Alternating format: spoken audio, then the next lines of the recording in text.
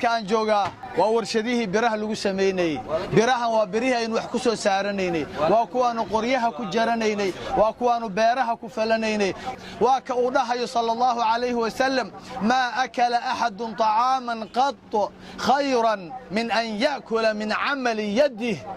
qofna ma cuno ka khayr badan kuwa ay gacmihiisa soo saareen maahan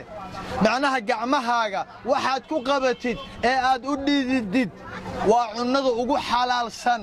nabiyullaahi daa'uud buu leeyahay rasuulkeenu sallallahu alayhi wa sallam wuxuu cuni jiray gacmihiisu waxa ay soo saaraan